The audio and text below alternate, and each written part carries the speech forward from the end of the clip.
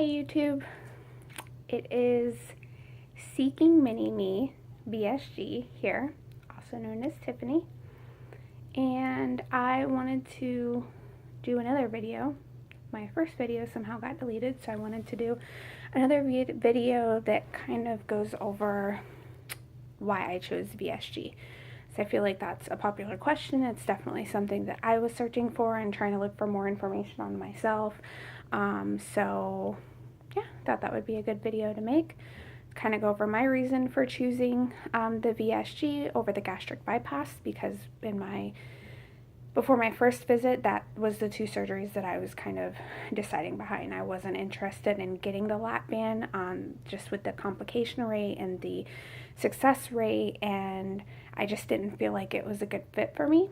So that wasn't something I was contemplating, but I was going back and forth between gastric bypass and the VSG, or the vertical sleeve gastrectomy, or the gastric sleeve.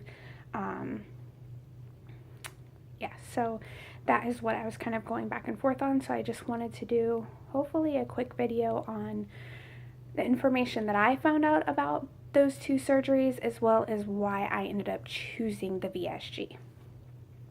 So I have notes over here, so that's what I'm looking down at. Okay, so some information that I found out about the gastric bypass. Initially, that was the surgery that I was leaning towards. I thought that would be the best option for me. Not mainly, honestly, my biggest reason for it was because not only did it, for my research, did it affect the body metabolically, which because of absorption, because of the way the surgery is, they actually bypass parts of your stomach, parts of your intestine, and I think it's your duodenum, a part of, I think, the stomach, the part of your stomach where your stomach and your intestines meet. So it bypasses certain aspects of your GI system that doesn't allow your body to absorb as many calories. So it has that on top of the restriction. So it restricts your stomach by making it much smaller, as well as it has the malabsorption aspects of the surgery. So again, with my research and stuff, I kind of just thought that this was the surgery for me, because typically patients lose more weight on the gastric bypass. And I just, honestly, when I was trying to figure out my choice, I was like, why would you go with the sleeve gastrectomy? It doesn't seem like there's any benefit to the sleeve gastrectomy and stuff. So honestly, I was leaning more towards the gastric bypass. So basically, that was one of the biggest reasons: the more weight loss, the fact that your body can't absorb as much of the calories in the food that you're eating. It's recommended for people with slow metabolisms. From what I've read, the risk of complications are actually pretty low with gastric bypass. Not as low as the vertical sleeve gastrectomy, but I think, again, the research that I've been doing, the complication, this is my own research and my own information, so definitely talk to your own doctor and your own surgeon about this information. This is what I got from my surgeon, as well as my own research. So don't hold me to any of this information, but the complications rate was at about 2% is the national average. And that your return to work is, if you do it laparoscopically, which is majority of the way that they do it nowadays, you return to work in about 2 weeks. So that was the information on the gastric bypass. In regards to the sleeve gastrectomy, again, the information that I found on my own was the average complications is about 0.5% to 1%. You're off work for about 2 weeks. The information, again, that I found on my own, it is only restrictive and not malabsorptive. So you only get one aspect of just the restrictive of the stomach and not the malabsorptive, which I found out is actually incorrect. when I went to see my surgeon, he gave me more information about it. But again, this is the initial reason why I was leaning towards the gastric bypass. But after meeting with my surgeon, kind of had a whole different view of everything. So from here on out, I'm pretty much only going to have information on the sleeve gastrectomy, and the reason why I chose that, because that is what my surgeon was recommending, and all this information came from my surgeon. So that's where the most information I have is.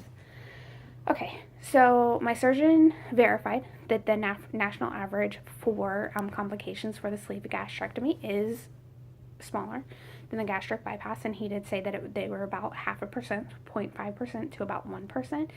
And he said that with that surgery center, which again I'm going through, I said it in my first video, but I probably should have said it in this video. I'm going through Baycare Surgery Center with my surgeon's name is Dr. Clinton Ryan Hall, and the Baycare Health System weight loss surgery in Tampa, Florida. And just to kind of get completely off subject, I'm going to go ahead and give my stats because, again, I had an initial video that had all this information, but now I currently don't, and that my stats kind of played a factor into why I chose the VSG. So I'm 5'1", 220 pounds, and my BMI is a 42. My highest weight was in January of 2016, and I was at 226.8. So I'm a little bit down from my highest weight, but not much. Yeah, so back to why I ended up choosing the gastrectomy. So my doctor verified that the complication rate is lower than the gastric bypass, and also told me that at their center, because of the process that they go through and the surgery, the way that they perform the surgery and all of this kind of stuff, their complication rate is actually lower than the national average. So they have lower than a 0.5% complication rate, which is pretty huge for me and my family. I'll kind of go into that a little bit more here in a minute. But yeah, that was a big factor. And the other big thing that he told me is the gastric sleeve, which initially I didn't think it did, but he told me that it actually does affect your body metabolically. And this is why.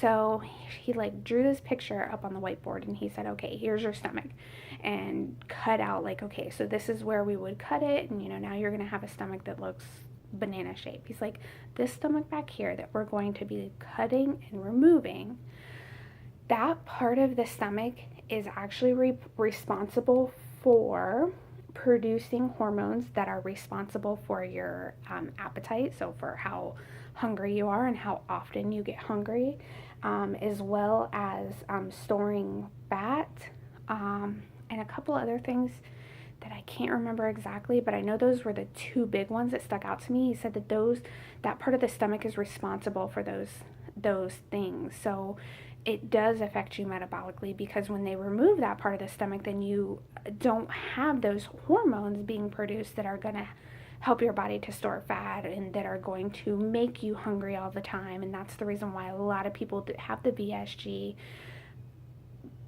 most of them don't even experience hunger, really. They're really not hungry anymore.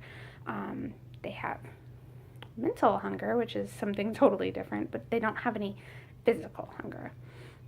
So it actually does help you in more ways than just restriction. So that was something that really kind of changed my whole thinking, and at that point in time I was starting to lean more towards the VSG. The other thing is the VSG is recommended for people who have had previous abdominal surgeries. In my past, I'm not going to get into right now, but I've had 3 abdominal surgeries.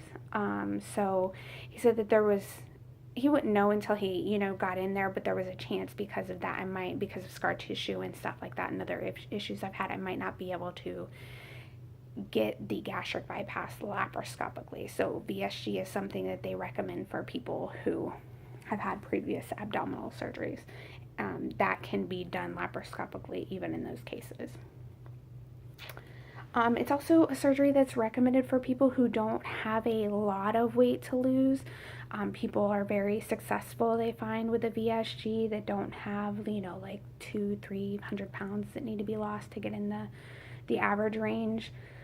And he did verify that people who get the gastric sleeve, the VSG, will lose about 60% of their excess weight. And then so that's over the first year, they lose about 60% of their excess weight.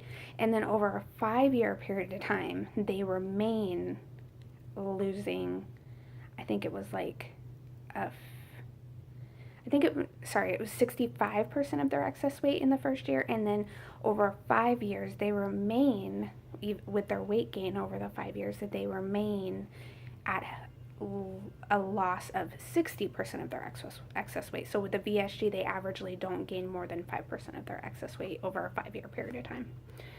So that was something else, because I'm looking for long-term things, because I know how to lose weight. Like, I've lost weight in the past, and just through diet and exercise and all different other ways and stuff. And so I know how to lose weight. My struggle is keeping it off. So I really wanted something that was going to allow me to keep it off. So that was another factor for me. So one of the biggest reasons why I went with VSG, aside from like all of the stats and stuff, like for personal reasons. So my husband came with me to my initial consultation appointment. And again, that was on Monday, June 17th. I know all this information was in my first video, but it's no longer there, so I should probably give that information.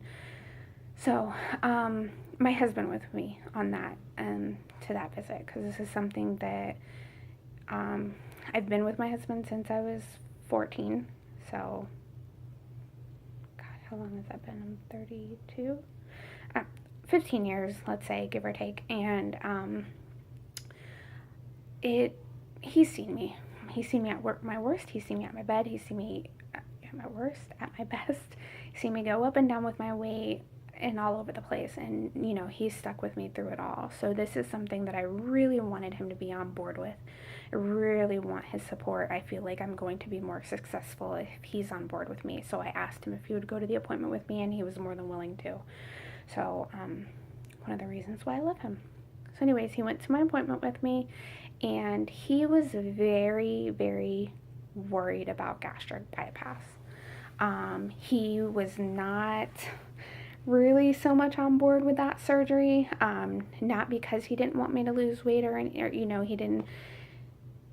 It was more because he was worried, because he knew somebody personally that had passed away from gastric bypass. So it's kind of one of those things where, it is a risk. It does happen. Mind you, this was years ago, probably 10 years ago or so. So, it has gotten a lot less likely now and all of that stuff, but I understand his concerns. I did. I understood why he was,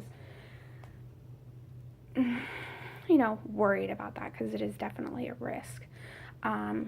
So when the surgeon talked to us, and he talked about the risk and how much, the risk was so small with the VSG, and how I could still get all of the things that I was looking for.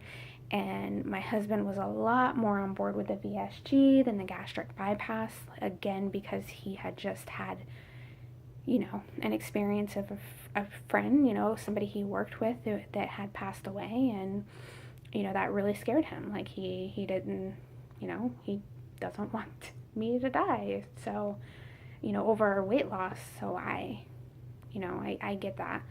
So it just ended up being the best choice for me and my family and my surgeon. My surgeon was very much like, I think you're going to be successful, and the fact that you already, you have shown that you can diet and exercise and do all that stuff and lose weight on your own. He's like, this is just going to be another tool, and he's like, I see you being very successful with it and it working really well for you. So ultimately, I decided to go trust my surgeon and trust his decision, or what he thought was best for me, as well as, what my husband and I had talked about and discussed and just thought would be the best option. So yeah, we chose VSG, and that is the surgery that I plan to get, hopefully soon, well, in the next 4 or 5 months or so. Anyways, so I'm already at 15 minutes, so I'm not going to take up any more of your time. Thanks for watching. If you got all the way through this video, I appreciate you watching, and hope to see you, or hope to talk to you again. Yeah. Hope to talk to you again soon. No, I'm not really talking to myself. Anyways, bye.